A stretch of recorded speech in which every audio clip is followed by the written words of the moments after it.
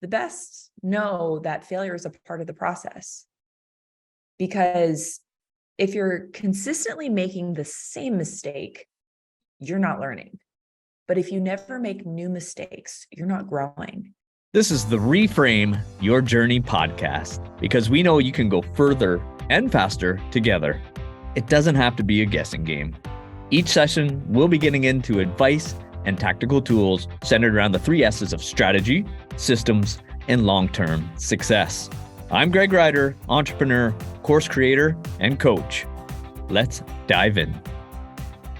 My guest this week continues to grow her career in the world of mental strength conditioning.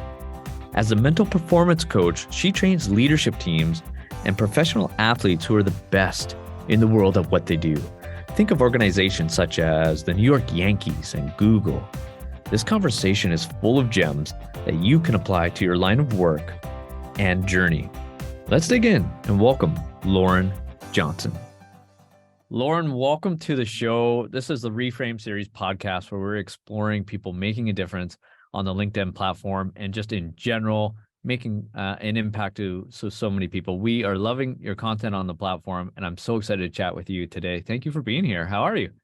I'm great. Thanks so much for having me. I am excited to be here today. Nice, me too. So I like to share a couple posts and that'll guide us a bit here today. But before we dig in, I'd really like to know if there's like a TSN sort of turning point for yourself that led you to the career and field of work that you're in now.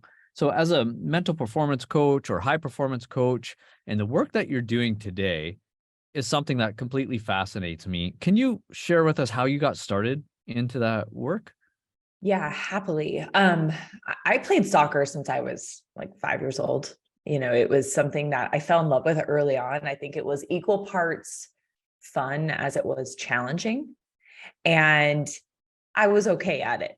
And so it was kind of the direction I went. As soon as I learned about soccer, I'm like, this is what I wanted to do. And I played all through high school, at some competitive club teams and for my high school team. And then I got a scholarship to go play in college. And to be honest with you, I say this all the time because somebody once asked me, they're like, why do you do the work that you do? And it I never thought about it. And then when I really stopped to think, I realized the reason why I was so drawn to this work is because I was the one that needed it. I constantly got in my own way. I constantly beat myself up. I compared myself to a standard that did not exist or that was unachievable. And I did one thing wrong, yet 90% of the game was good. And that's all I hyper focused on. And so I found myself almost like on this roller coaster of performance and roller coaster of self-worth throughout my soccer career. And it was third game into my senior year. I went up for a header and I came down and immediately kind of knew what had happened. And I got taken off the field and I was told that I received my 5th concussion. And the neurologist came into the room and he said, it's not safe for you to play anymore. And don't get me wrong. I wasn't gonna star in the women's national team. I wasn't at that caliber, but I had plans to play overseas and to, travel. And, I had all these plans and they were kind of shattered in that moment. And that was really hard. It was like an identity crisis. And so while I was still on the team and I was just a support, my role was obviously very different. I was now on the bench versus on the field. Yeah. It gave me a different perspective that I'm so thankful for, because sometimes it's hard when you're on the field to think beyond you. Yes, of course you want to, you want to win, you want to help your team, but you're so worried about your own performance and your own contribution that sometimes it's hard to see outside of yourself. Right. And so now the only perspective I had was outside of me. And it shifted so much for me internally. And I ended up taking an elective course in sports psychology just because I had extra time on my hands. No one else signed up for it but me. And I fell completely in love with it. And I realized all these things that I thought were just I couldn't change. All these things about myself I thought I couldn't change. Suddenly I learned that I actually had control over to some degree.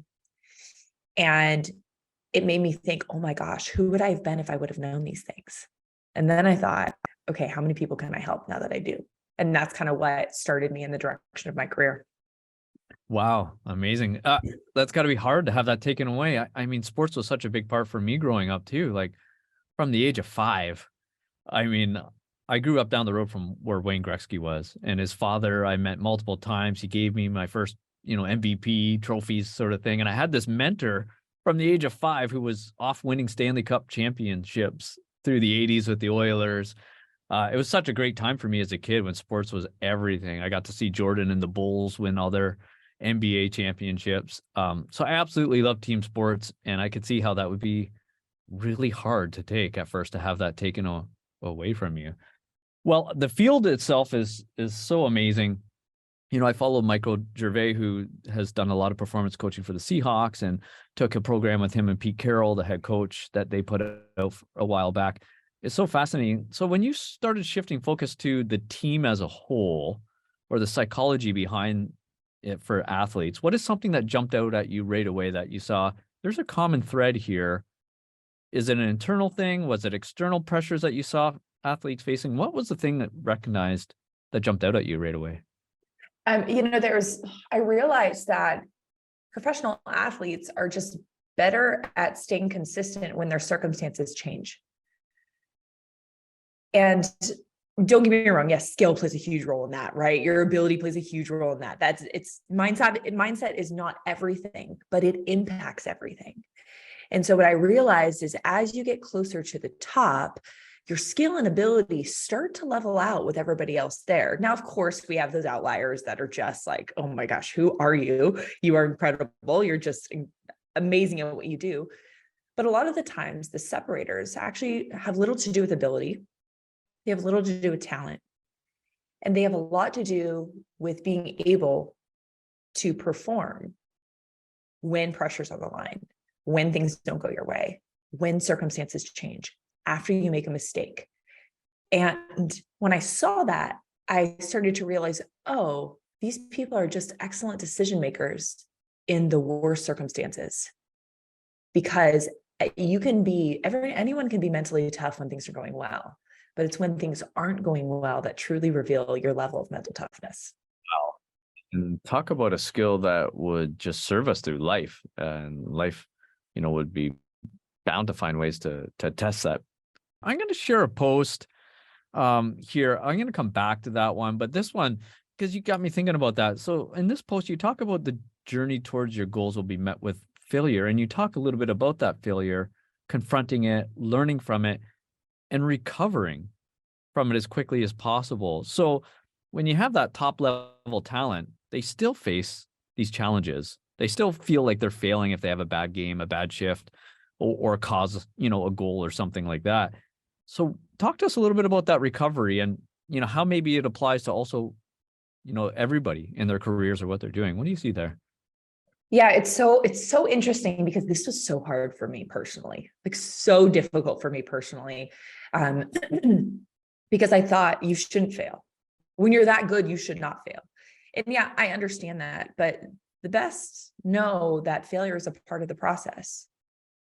Because if you're consistently making the same mistake, you're not learning. But if you never make new mistakes, you're not growing. And so I realized that failure is just a part of the journey. And when we begin to embrace it and not fear it, we can actually grow and develop as a result of it. But we have the option. And I used to be the person that would sit and feel sorry for myself and beat myself up. And I will tell you, you will never make progress if you consistently sit and just beat yourself up. You won't. And I realized my limiter did not necessarily have to do with failure. It had to do with how long I chose to sit in it. Because the lesson was always there. It was whether or not I was willing to open my eyes to see it. And when I learned that the quicker I could recover from it, the quicker I can learn a lesson, and the quicker I can be back on track. Because even science shows this, that if there was a study done that talks about New Year's resolutions, and missing any given day, like based on whatever goal you set, actually has no impact on the outcome itself. It has to do with how consistently you stay down and how many times you make that same mistake. And so when I thought about that, I realized, okay, mistakes aren't the problem. Choosing not to learn from them is. And that changed everything. Wow, got it. Yeah, that makes sense. And finding new failures, right? Like that each new level requires something new of you. So you're going to Yeah, have new failures. I can see how that really makes an impact over the course of, like you said, an annual goal or an annual target that you have for yourself. Super, absolutely. super impactful. I'm going to share one more post. I'm going to go back to it. And this was about the gap and shrinking the gap. And when you talk about New Year's resolutions or having a big goal, like a team has a goal of a championship, or you set this big target in front of yourself, in this post, you talk about shrinking the gap. And I'd love to hear a little bit more about that to reduce overwhelm. So what does that mean to you, shrinking the gap? Well, a lot of times big goals can seem overwhelming. And it's funny, I used to set really small goals. And by the way, there's nothing wrong with setting small goals. But I realized I was playing really small. And so when I started to tackle some of these bigger goals that were seemingly impossible at times, or at least in my mind, I was met with a lot of overwhelm, because when you're so focused on the gap between where you are and where you want to be, nothing but perfection will do. Because anytime you make a mistake, your gap gets bigger. And so what I realized is that actually it had little to do with the gap that existed. It had a lot to do with where my focus existed. And so I realized, okay, when the big picture seems overwhelming, zoom in to your next step, focus there. That's a lot more digestible when you're feeling overwhelmed. And then same thing, when you can barely see 3 feet in front of you because maybe there was a mistake, maybe you're met with failure, maybe you're so overwhelmed with the obstacle that was just presented to you, zoom out and look at the big picture. And so really what we can do is we can change our perspective based on our needs in the moment. And for me, that's what I call shrinking the gap. It's taking this overarching goal and shrinking it down to this very simple thing that is like that first domino that when you knock that over, the others will follow. And then, man, when you can't even find that domino, zoom way out and remind yourself like why you started this in the first place. Because sometimes when we're in the middle of the marathon, you can't see the starting line and you can't see the finish. You have to remind yourself why the heck you're here in the first place. And that oftentimes can really help us persist in those moments. Wow, I absolutely love that zoom in and zoom out analogy there. I talk about reflecting a lot. Like it was a big difference for me when I started doing regular reflection points and scheduling it to come back to the forest, because you're so into the weeds in the day to day that you need that.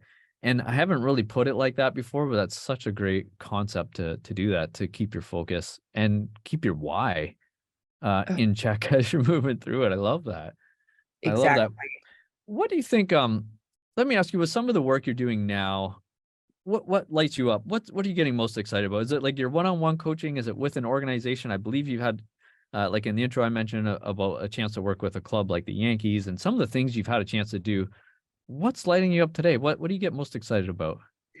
A couple things. One thing I can't go into super detail on yet, but eventually maybe we'll do another one of these and I can talk about that later. But one of the things that's really lighting me up is leading from the background.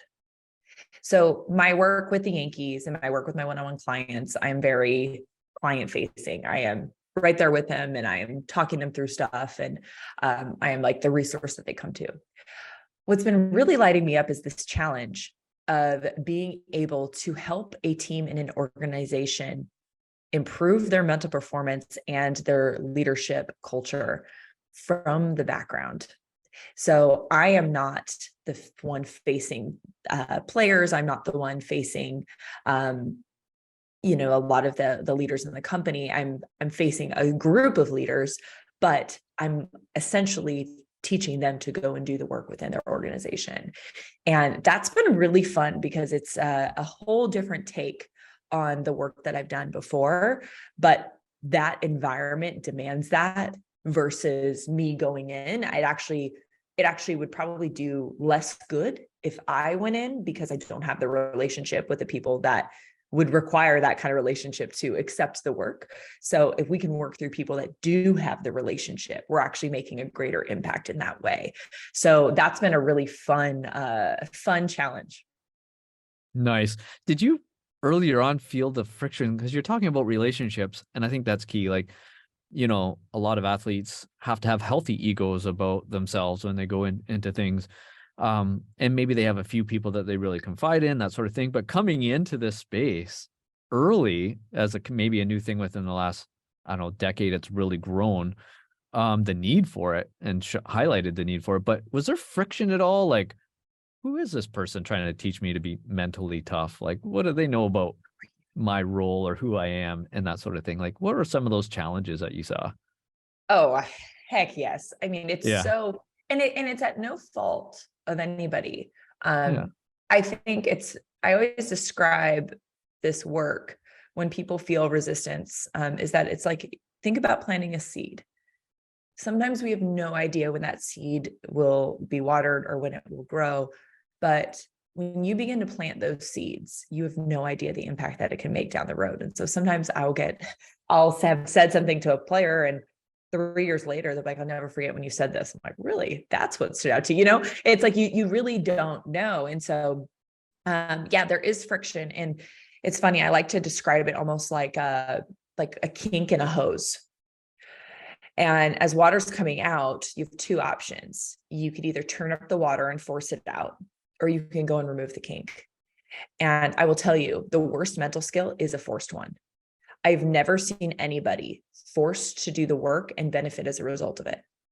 And so for me, I always find it's way easier to go and understand, first go seek to find where the kink might lie, understand how it got that way in the first place, and then try and remove it.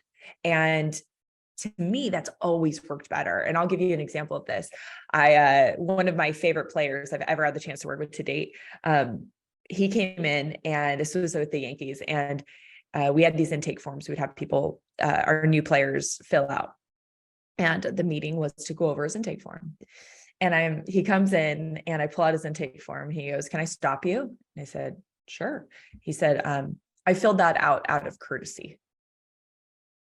And I went, "Okay." I said, would you like to go over it?" He's like, "No." So I crumbled it up. I threw it in the trash, and I said, "You got 20 minutes. I was like, "Is there anything you want to talk about?" I was like, "Or you can have your 20 minutes back." And I ended up learning way more than that intake could have ever gotten out of him. And it was this idea that I'm not going to force you to do something you don't want to. If all I am to you is hey, I'm rooting you on from the sidelines, great. But if I can help you in other ways, I'm here for that too. And I got a lot more buy-in that way. And that player, it took a while, but he started getting curious, and they started asking me questions. And then he asked me to send him books. And it was fascinating that he then became to adopt this in his own way that worked for him, after a couple years and after having a really bad experience with someone prior. So to me, I always find that, like, when you do have friction, sometimes it's, maybe it's our ego that jumps to like wanting to prove them wrong. But really, I find the best way to do that is to understand from their perspective and provide some level of empathy. Right. Take that wall down, right, to begin, and like level the playing field, and just, yeah, listen, right? Active listening has got to be a big part of the input. Like you said, you're going to get a lot more than that than a written form. Just, Right. like, I'm here to listen. What do you want to talk about? And build that, those seeds of a relationship to start.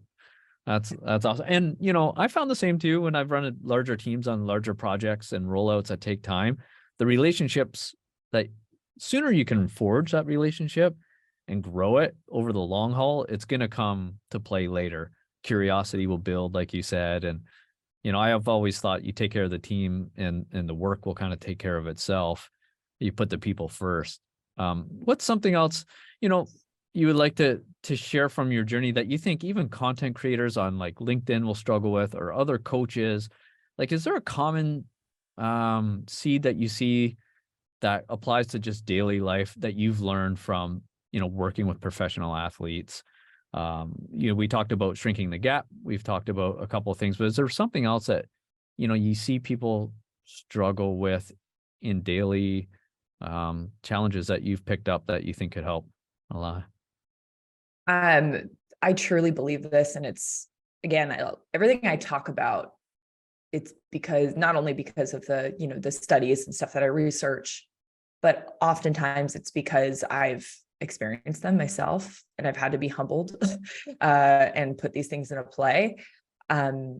Especially when I thought I didn't need them. Those are the ones that really, they hit you right in the core. This is one of them, is that the biggest waste of time is comparing yourself to others. For a lot of reasons, but you will never be able to change someone's opinion of you. You don't have control over that. Doesn't mean that their opinion won't change as a result of something, but you personally cannot go in their brain and change it. But you do have the power to change your own opinion of you. And to me, that is 10 times more powerful anyway. And so when I approach social media, when I approach the work with my clients, when I approach any services, when I try to, when I talk to my own athletes about stuff, we're always comparing them to a later version of them or a current version of them. Like, who do you want to be? How do you want to become? What are your values? And when you can focus on you and you can develop your own self-worth within you, not only are you going to be better as a result of it, because you can really, you can eliminate some of the noise outside of you, but two, you're going to be able to be happy for others when they have success too. You have a capacity to celebrate not only when you do well, but when others do well. And to me, there is something so freeing about that feeling inside. And when my professional athletes get there, it allows them to do what they do on the field or on the court or on the pitch in such a bigger way. Right. Wow. And it's got to be freeing, like you said, bring the joy back to it. Like, we all start these sports from a young age, mostly from a spot of joy. We enjoy it. We're happy to do it. And I'm sure that gets lost along the way sometimes with all the pressure that gets built up and the comparing. So that's huge for content creators, for all of us, trying to do what we do. That's such good advice. Thank you for sharing, Laura. People that are happy and that enjoy what they do, it's a competitive advantage. So to me, I don't just look at it as something that helps us operate as human beings, but it's also a competitive advantage in whatever you do. It's hard to beat someone who's having fun. Love it. Well, people can look you up at laurenjohnsonandco.com on your website. You're posting great videos weekly on LinkedIn. I know that. Short and sweet, powerful, very impactful. Anywhere else that you would suggest people to look you up, Lauren? Honestly, that's the best way, because Yeah. when I got married, I went from having a unique last name to a very common one. So Lauren Johnson, there's a bunch of us out there. So the easiest way is to go to my website, and then you can go to all my social media channels from there. Yes, and your newsletter adds a lot of value as well. So thank you so much, Lauren, for joining. Super impactful. Have a great rest of your day. Thanks, Greg. Thank you for listening. I hope you enjoyed it as much as I did. Be sure to check the show notes for a recap of the lessons so you can reference them as you look to apply them to your journey. Please be sure to subscribe, give it a like, and a comment. It is very much appreciated. Have a great day, a great week, and let's go and grow.